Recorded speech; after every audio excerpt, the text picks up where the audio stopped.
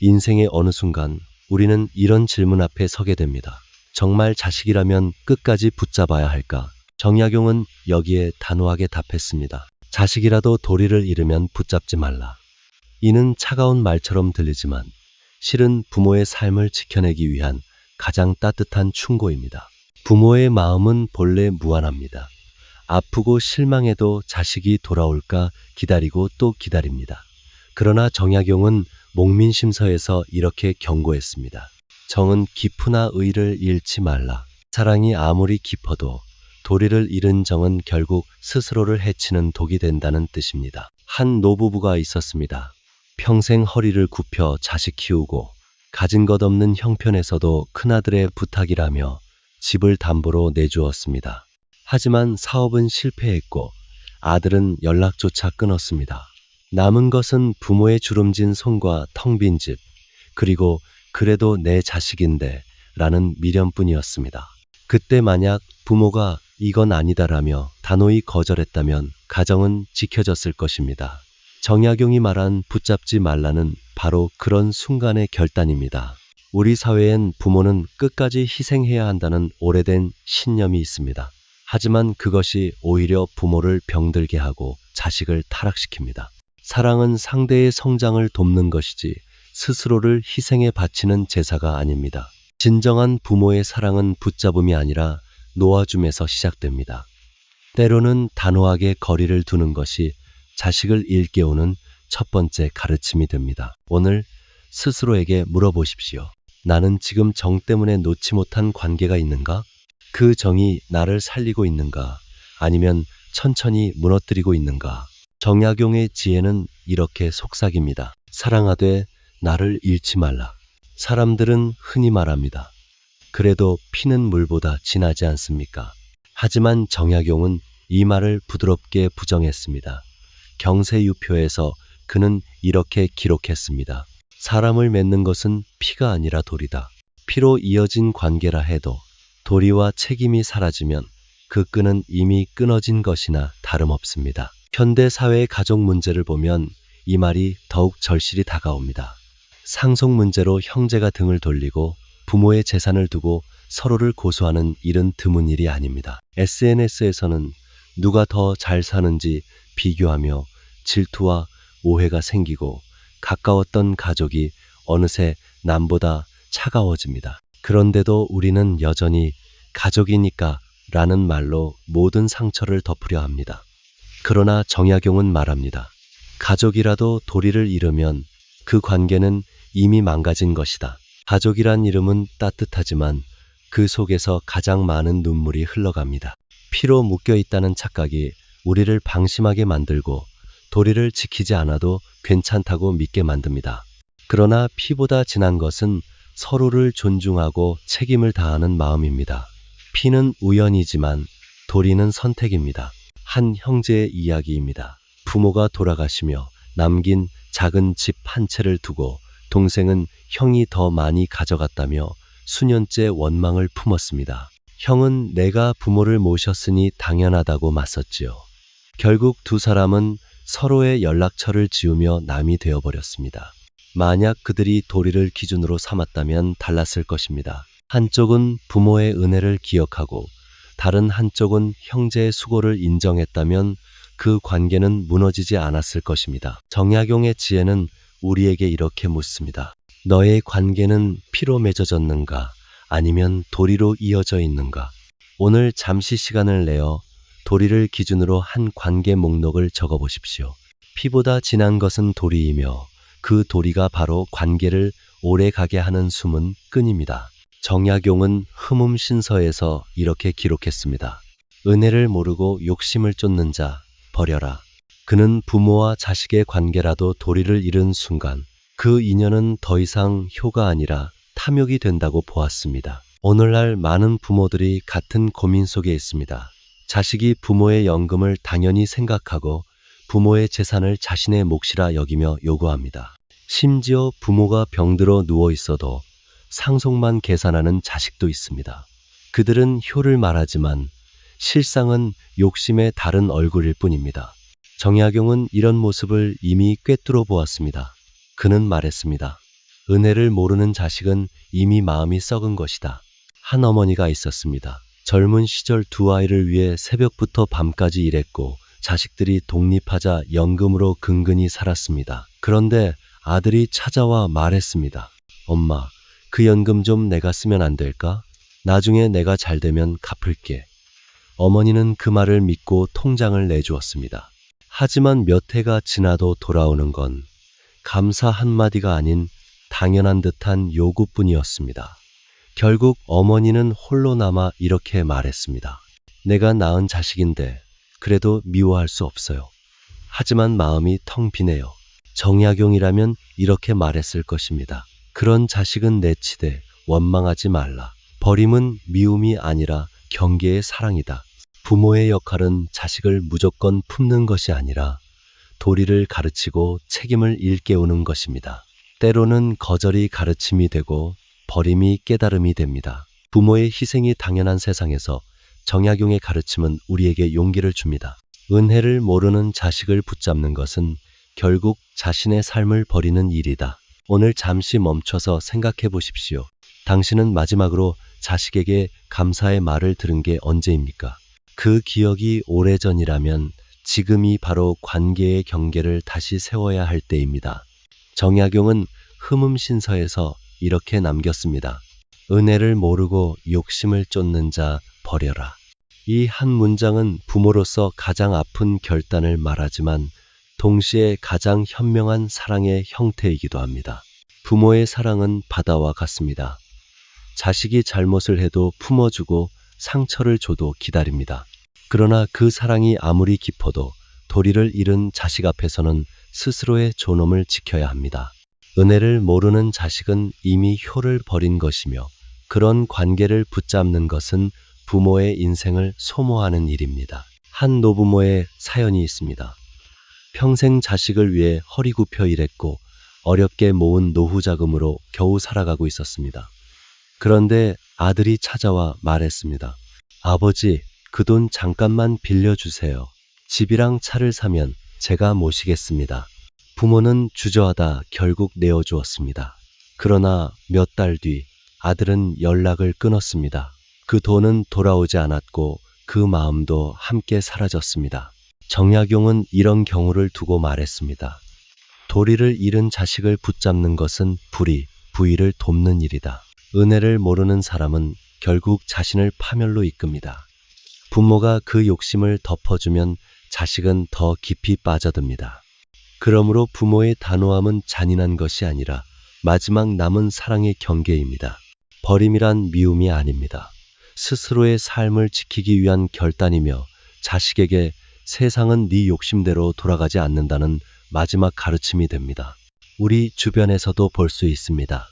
연금을 당연하게 생각하는 자식, 병든 부모에게조차 돈이 좀 더 없느냐고 묻는 자식. 그들은 효를 말할 자격이 없습니다. 효는 받음이 아니라 갚음이며 부모의 은혜를 기억하는 데서 시작됩니다. 오늘 하루 조용히 자신에게 물어보십시오. 내 자식에게서 마지막으로 감사합니다라는 말을 들은 것이 언제였는가? 그 기억이 희미하다면 지금이 바로 경계를 세워야 할 때입니다. 사랑이든 효든 도리가 없으면 모두 허상일 뿐입니다. 정약용은 평생 사람을 연구한 학자였습니다. 그는 관직에서도 유배지에서도 늘 한 가지를 강조했습니다. 작은 일에서 사람의 근본을 보라. 이는 사람의 진심은 위대한 말이나 화려한 행동이 아니라 사소한 선택 속에서 드러난다는 뜻입니다. 우리는 흔히 겉모습이나 말솜씨에 속습니다. 말이 부드럽고 예의 바르면 좋은 사람이라 믿고 겉으로 착해 보이면 신뢰합니다. 하지만 정약용은 그 껍데기 뒤를 보라고 했습니다. 작은 약속을 지키는가, 남의 물건을 존중하는가, 자신에게 이익이 없을 때도 의리를 지키는가. 이 세 가지가 바로 본성을 가늠하는 거울입니다. 돈 앞에서 사람의 진심이 드러나기도 합니다. 작은 금액이라도 성실히 갚는 사람은 믿을 수 있지만 그깟 얼마 하며 약속을 가볍게 여기는 사람은 언젠가 큰 신뢰도 저버립니다.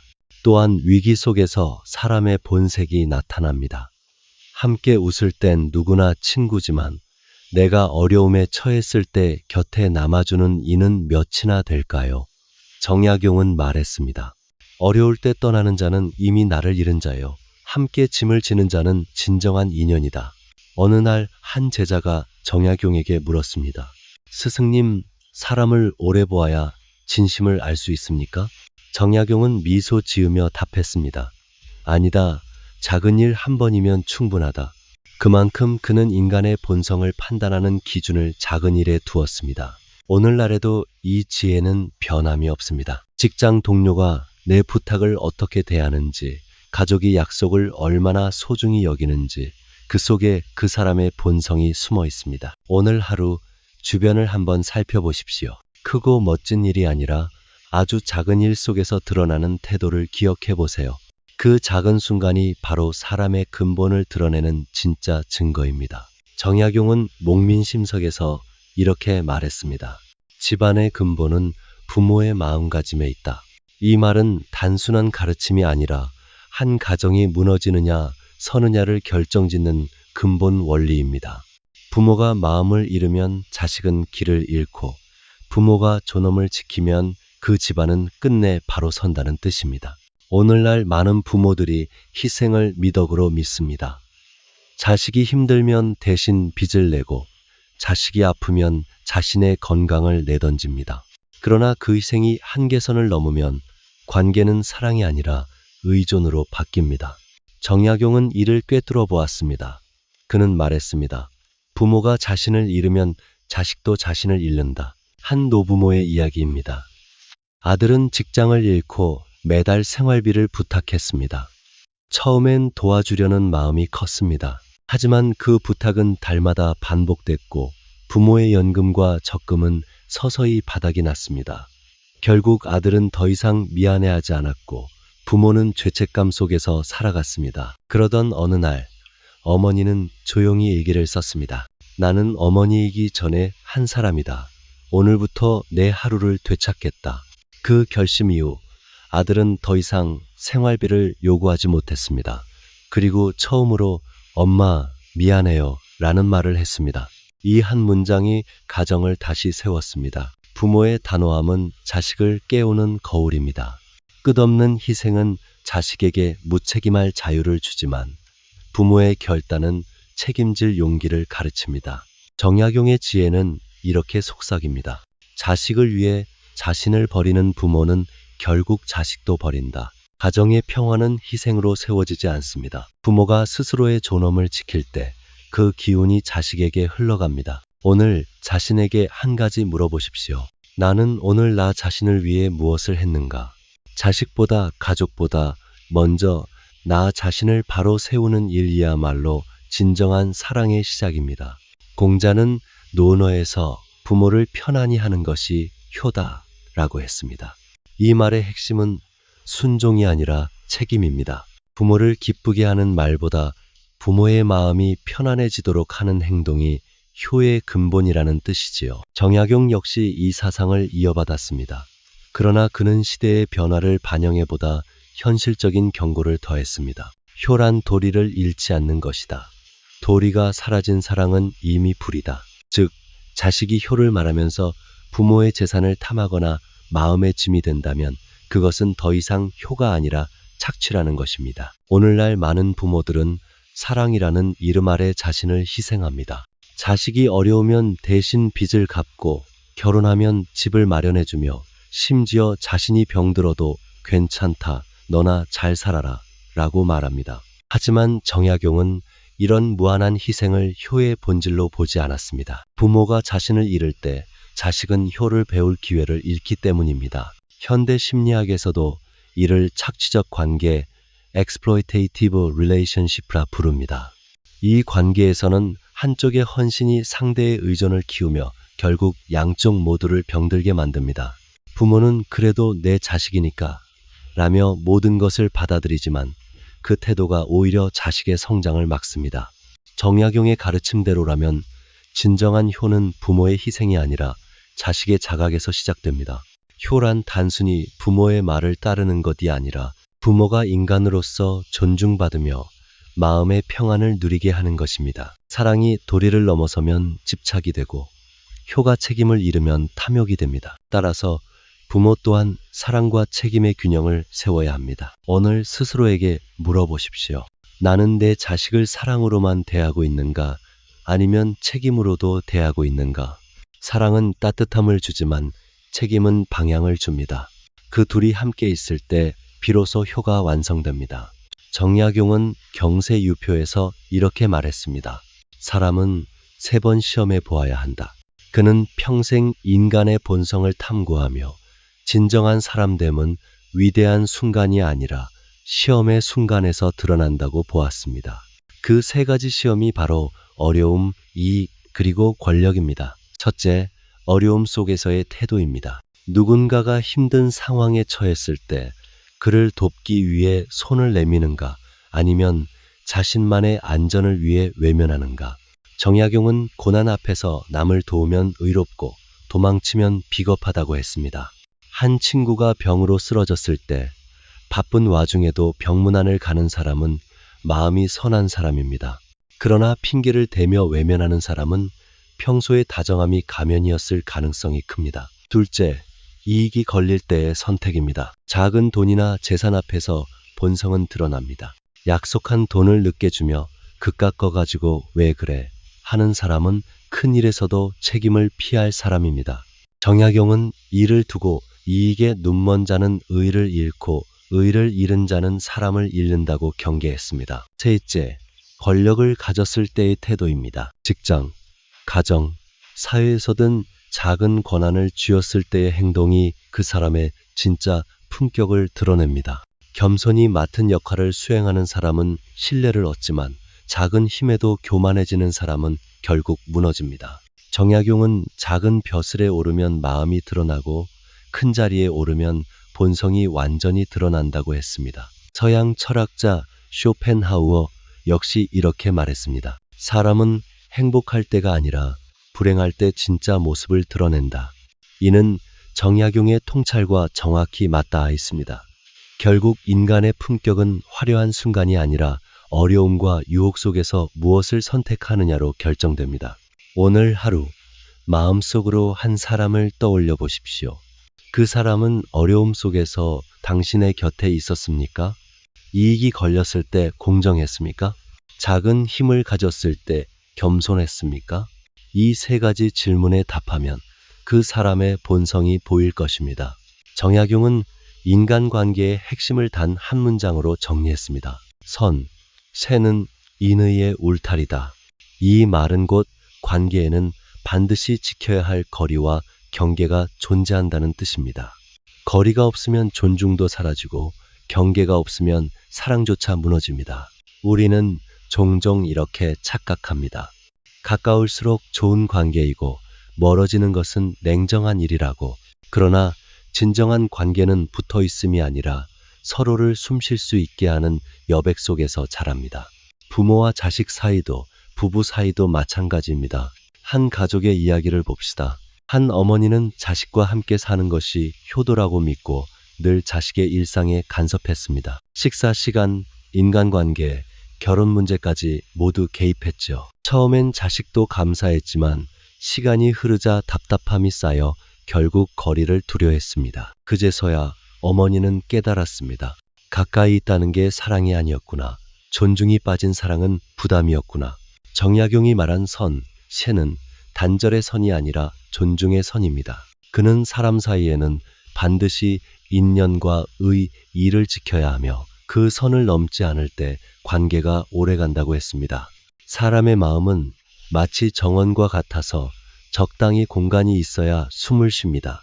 너무 가까이 심은 나무는 결국 서로의 뿌리를 짓밟고 시들어버립니다. 오늘날 우리 사회에서는 이 거리가 더 중요해졌습니다. 함께 살아도 각자의 생각과 감정이 있습니다. 자식이 부모의 방식대로 살지 않아도 그것이 불효는 아닙니다. 부모의 사랑을 인정하면서도 자식의 선택을 존중할 때 그 관계는 더 단단해집니다. 따라서 건강한 거리두기는 냉정이 아니라 성숙입니다.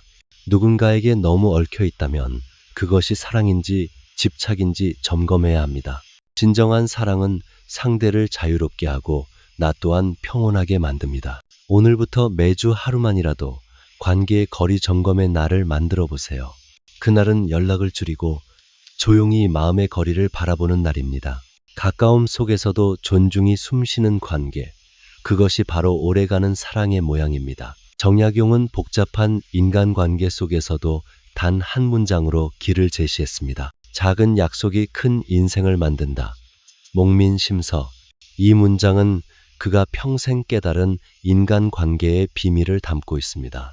사람은 큰 일에서 무너지는 것이 아니라 작은 약속을 가볍게 여길 때 신뢰를 잃습니다.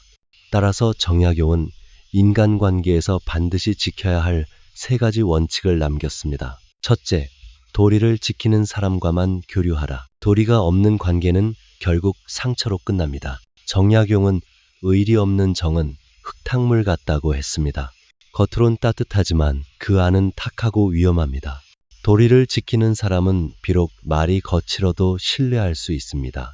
그러나 도리를 무시하는 사람은 아무리 부드럽게 웃어도 언젠가 당신의 마음을 무너뜨릴 것입니다. 둘째, 은혜를 아는 사람을 곁에 두라. 은혜를 모르는 사람은 함께 있을 때는 편하지만 결국 배신으로 끝납니다. 정약용은 은혜를 모르는 자는 이미 연을 잃은 자다 라고 단언했습니다. 감사할 줄 아는 사람은 작은 도움에도 마음을 기억하지만 은혜를 모르는 사람은 받은 것을 자기 권리로 바꿉니다. 그런 사람은 가까이 둘수록 내 평온을 빼앗습니다. 셋째, 작은 약속을 소중히 여기는 사람과 함께하라. 정약용은 관직 시절 아무리 바빠도 백성과의 약속 시간을 지켰습니다. 그는 작은 약속을 어기는 자는 큰일을 맡을 자격이 없다고 했죠. 인간관계도 마찬가지입니다. 약속 시간을 존중하고 한마디 말에 책임을 지는 사람은 인생의 신뢰 자산이 됩니다. 이 3가지 원칙은 단순하지만 그 어떤 처세술보다 강력합니다. 도리, 은혜, 약속이 3가지가 함께할 때 관계는 흔들리지 않습니다. 정약용은 우리에게 묻습니다. 너의 곁에 있는 사람들은 이 3가지를 지키는가? 오늘 잠시 시간을 내어 당신의 인간관계 목록을 다시 써보십시오. 누가 도리를 지키는가? 누가 은혜를 아는가? 누가 약속을 지키는가? 그 3줄의 목록이 당신 인생의 울타리를 만들어줄 것입니다. 정약용은 이렇게 말했습니다. 냉정은 사랑의 또 다른 이름이다. 이 말은 우리에게 큰 울림을 줍니다. 진정한 사랑은 감정의 불꽃이 아니라 때로는 냉정한 결단 속에서 피어난다는 뜻입니다. 버림은 단절이 아니라 깨달음의 한 과정이며 부모가 자식에게 줄 수 있는 마지막 가르침이기도 합니다. 많은 부모가 이렇게 말합니다. 그래도 내 자식인데 어떻게 버립니까? 그러나 정약용은 버림의 의미를 다르게 보았습니다. 그는 말했습니다. 사람을 바로잡는 것은 꾸짖음이 아니라 단절이다.